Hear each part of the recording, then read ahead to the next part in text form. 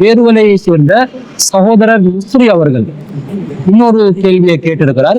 அவர் என்ன கேட்கிறாருண்டா, உள்ளம் பன்றியை போக்யூபைன் உண்ணுவதற்கு இஸ்லாத்தில் அனுமதி உண்டா என்று கேட்டிருக்கிறார். அதாவது நம் சமூகத்துல உள்ளம் பன்றி உண்ணுவதற்கு அனுமதியா இல்லையா என்பதில் ஒரு கருத்து வேறுபாடு இருக்குது. சிலர் கூடாது என்றாங்க, சிலர் கூடும் என்றாங்க. அசிலான் அடிப்படையில் எப்படி முடிவெடுக்க வேண்டும் என்பதை அறியாதவர்களாகத்தான் கருத்து வேறுபாடு கொண்டிருக்கிறார்கள். பொதுவாக முள்ளம் பன்றி என்ற அந்த பன்றி என்ற பேர் இருப்பதனால உடனடியாக இது கூடாது என்ற மாதிரி சில பேர் கருத்து சொல்றாங்க. இதுல பன்றி என்ற பேர் உள்ளதனால ஒரு விலங்கு ஹராம் என்று ஆகாது. பன்றி அல்லாஹ் ஹராமாக்கி இருக்கிறான், அது அல்லாஹ் குர்ஆன்ல தெளிவாக குறிப்பிட்டு இருக்கிறான். நபி ஸல்லல்லாஹு அலைஹி வஸல்லம் அவங்களும் அது கூடாது என்று இருக்கிறாங்க. அப்ப பன்றி என்பது ஹராம், அது தனி விஷயம். உள்ளம் பன்றி என்பது ஒரு விலங்கிட பேரா இருக்குது. பேரா இருப்பதனால் அது பன்றி இனத்தை சேர்ந்ததாக நாங்க புரிந்து கொள்ளக்கூடாது. அது பன்றி இனத்தை சேர்ந்த ஒரு விலங்கு அல்ல, அது முட்களுடைய ஒரு விலங்காக இருக்கிறது. அதனால முள்ளம் பன்றி அந்த தோற்றத்தில் பார்த்தால் ஒரு பன்றி போன்ற ஒரு தோட்டத்தில் இருப்பதனால அது முள்ளம் பன்றி என்று சொல்கிறார்களே தவிர அது பன்றி இனத்தை சேர்ந்த ஒரு விலங்கு அல்ல. அப்ப இந்த விலங்கை பொறுத்தளவுல இது ஹலாலா ஹராமா என்பதை நாங்கள் ஆய்வு செய்து பார்க்கின்ற நேரத்துல ஒரு விலங்கு ஹராமாக இருப்பதற்கு அல்லாஹ் தாலா எதை ஹராம் என்று ஆக்குறானோ, நபிகள் நாயகம் ஸல்லல்லாஹு அலைஹி வஸல்லம் அவர்கள் எதை ஹராம் என்று ஆக்குறாங்களோ அதை தவிர உள்ள மற்ற எல்லா விலங்குகளும் ஹலால் என்றுதான் அர்த்தம். அப்ப இந்த முள்ளம் பன்றிய நேரடி வார்த்தைகள்ல அல்லாஹ்வோ ரசூலோ தடுத்து இருக்கிறார்கள் என்பதற்கு ஏதாவது ஆதாரம் இருந்தால்தான் அது ஹராம் என்று சொல்ல வேண்டும். அல்லாஹ் தாலா குர்ஆன்ல எங்கேயாவது முள்ளம் பன்றி கூடாது என்று சொல்லியிருந்தால் அது கூடாது என்று ஆகும். ஆனா அப்படி சொன்னதாக எந்த ஒரு செய்தியும் இல்லை.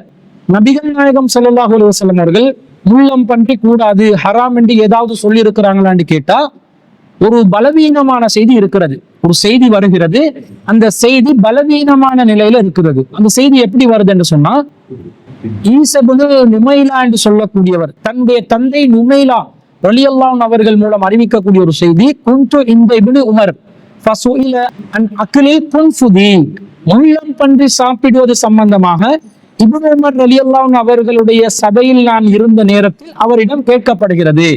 அப்ப இப்னு உமர் ரலியல்லாஹு அவர்கள் ஃபதலா, அவருக்கு ஒரு குர்ஆன் வசனத்தை ஓதுறாரு, குல்லா அஜிது ஃபீமா ஊஹிய இலைய முஹர்ரமன், எனக்கு அறிவிக்கப்பட்டதில் அது ஹராமானதாக நான் காணவில்லை என்று நபியே நீங்கள் சொல்லுங்கள் என்ற ஒரு வசனம் வருது குர்ஆன்ல.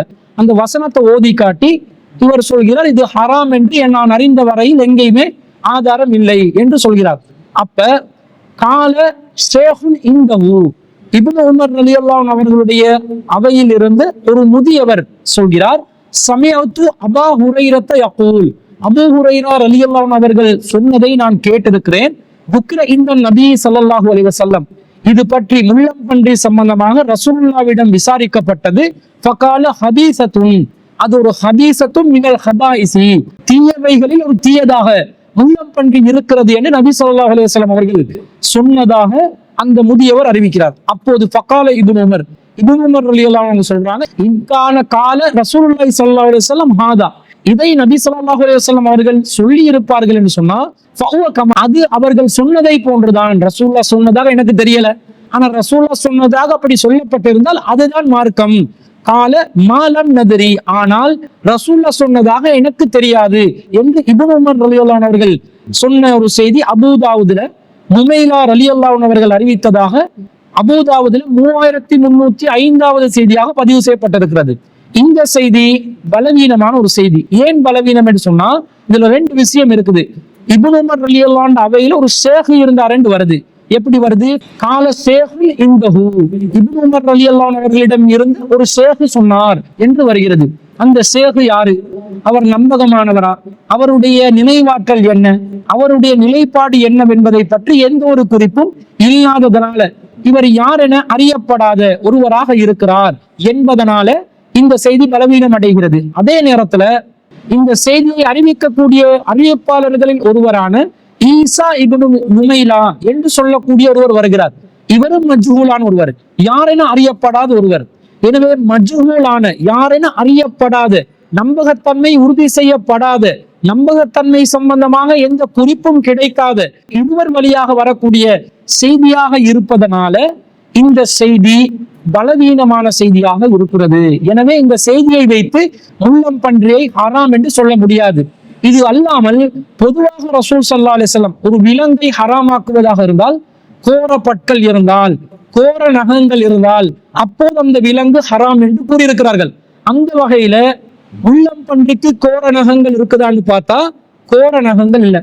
அதனுடைய நகத்தை வச்சு அது நிலத்தை என்ன செய்யும், தோண்டி கொள்ளுமே தவிர அதன் ஊடாக, அந்த நகங்கள் ஊடாக வேட்டையாடக்கூடிய விதத்துல கோர நகங்களை வைத்து முள்ளம் பன்றி வேட்டையாடக்கூடிய ஒரு நிலை காணப்படுவதில்லை.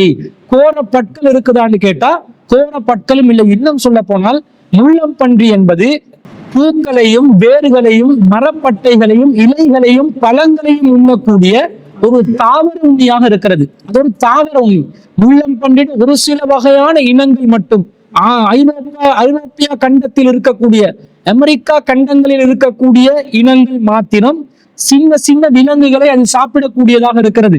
அதுவும் என்ன சாப்பிடும் என்று சொன்னா நத்தைகளையும் ஒரு சில பூச்சிகளையும் சாப்பிடக்கூடிய ஒரு நிலைதான் இருக்கிறது. இது அல்லாமல் பொதுவாக ஆசியா கண்டத்தில் இருக்கக்கூடிய முள்ளம் பன்றிகளை பொறுத்தவரையில் தாவர உண்ணிகளாக இருப்பதனால கோரப்பற்கள் உள்ள ஒரு விலங்காக அது கருதப்படவே முடியாது. ஏன்னா அது தாவர உண்ணி. தாவர உண்ணிகளுக்கு கோரப்பற்கள் இல்லை என்பதை நாங்கள் அறிந்து வைத்திருக்கிறோம். எனவே இந்த அடிப்படையில பார்த்தாலும் முள்ளம் பன்றியை ஹராமாக்குவதற்கு எந்த ஒரு அடிப்படையும் இல்லாததனால, பொதுவாக அல்லாஹ் தடை செய்யாத எல்லா விலங்கினங்களும் ஹலால் என்பதனால, முள்ளம் பன்றி என்பது உடலுக்கும் கேடு விளைவிக்கக்கூடிய ஒரு இனமா என்று பார்க்கும் பொழுது அப்படியும் எந்த ஒரு செய்தியும் இல்லாததனால முள்ளம் பன்றி என்பது ஒரு ஹலாலான உணவுதான் என்பதுல எந்த ஒரு சந்தேகமும் இல்லை. முள்ளம் பன்றியை தாராளமா என்ன செய்யலாம், உண்ணலாம். அது ஹலாலான உணவு. முறைப்படி அதை அறுத்து, அல்லாவின் பெயரை சொல்லி அறுத்து உண்ணுவதால் எந்த ஒரு பிரச்சனையும் இல்லை.